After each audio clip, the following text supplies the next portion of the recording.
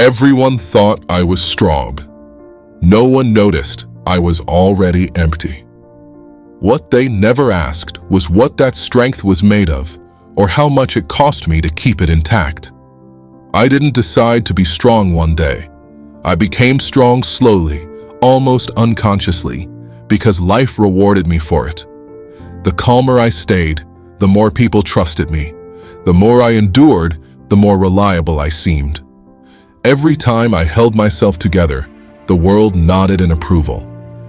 And so I learned very early that strength was useful. Weakness, on the other hand, made people uncomfortable. It raised questions. It demanded time. Strength solved problems quietly. Weakness created them. So I chose what worked. I became the person who didn't need reassurance, who didn't need rest, who didn't need help. When something went wrong, I stepped forward. When others hesitated, I decided. When emotions became messy, I organized them away. Not because I didn't feel them, but because I learned not to show them. Over time, people stopped asking how I was. Strong people are always fine. Strong people can handle it. Strong people don't need to be checked on. And I accepted that role because it gave me purpose. It made me necessary. Being needed felt safer than being honest. Slowly, almost imperceptibly, strength stopped being a choice and became an expectation. I wasn't allowed to have bad days anymore. I wasn't allowed to say I was tired. If I did, it was brushed aside. You'll manage, they said, and I always did, at least on the outside. Inside, something else was happening. I began to notice a quiet tension that never left, a constant alertness, as if I were always bracing for the next demand. Rest didn't feel like rest anymore. Even when I stopped moving, my mind kept working, calculating, preparing, anticipating. I told myself this was normal, that adulthood felt like this, that responsibility weighed everyone down, so I kept going. Years passed this way. I showed up. I fulfilled expectations. I held everything together so well that no one noticed how much effort it took. People admired my resilience. They told me how impressive it was, that nothing seemed to shake me. What they didn't see was that I wasn't unshaken. I was simply silent. Silence became my coping mechanism. If I didn't speak about it, it didn't exist. If I didn't acknowledge the exhaustion, it couldn't overwhelm me. Or so I thought. The truth was quieter and more dangerous.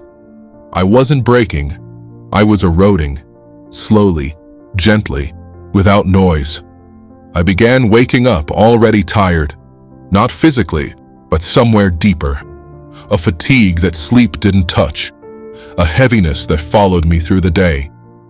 I still functioned. I still smiled at the right moments. I still said the right things. But joy didn't stay. Neither did sadness. Everything felt muted, as if my emotions had been dimmed to conserve energy. At first, I didn't panic. I told myself this was stability, emotional control, maturity. But deep down, I knew something was wrong. I had stopped feeling fully alive. There were moments when I should have felt something strongly, and I felt almost nothing. That scared me more than pain ever could. Pain at least confirms you're present. Numbness means you've disconnected to survive. That realization came slowly, not as a dramatic breakdown, but as a quiet understanding I could no longer ignore. I had mistaken endurance for strength. I had believed that the ability to tolerate discomfort indefinitely was a virtue. I measured my worth by how much I could carry without collapsing. But carrying everything meant there was no room left for me. I had trained myself to suppress needs before they surfaced, to minimize feelings before they demanded attention, to move forward even when every part of me wanted to stop. And no one questioned it, because from the outside, it looked admirable. I became the dependable one, the steady one, the one who never faltered. But dependability came at a price. I was dependable because I never allowed myself to be vulnerable. I never risked disappointing anyone by admitting I was overwhelmed. I never risked rejection by saying I needed support. I told myself I didn't need it, that I was built differently, that I could handle more. But the truth is, I wasn't built differently. I was just ignoring myself more efficiently. There came a moment, not a crisis, not a collapse, just a moment of clarity when I realized I was no longer living my life.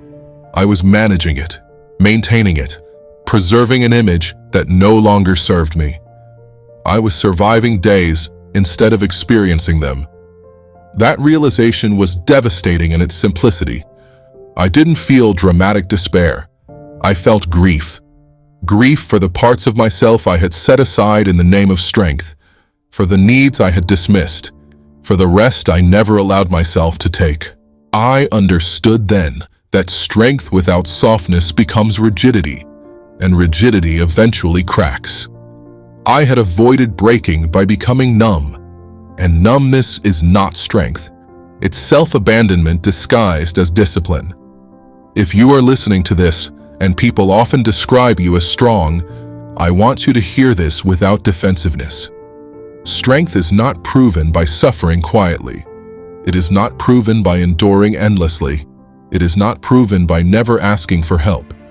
Real strength includes the ability to stop, to feel, to admit limits. You are not weak for being tired. You are human.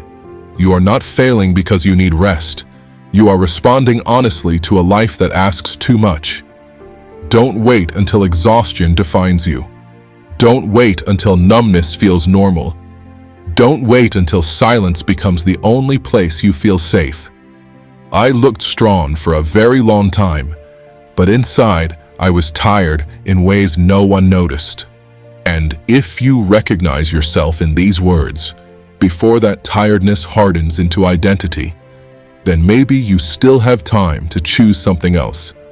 Not weakness, not collapse, but a life that allows you to exist, not just endure. If this story felt uncomfortably familiar, write "I'm tired" in the comments. You don't have to explain anything. Sometimes naming it is enough. If this video gave you a moment of clarity, please leave a like. It helps this story reach others who've been strong for far too long. And if you want more honest stories about life, exhaustion, and truth without filters, consider subscribing. You don't have to carry everything alone.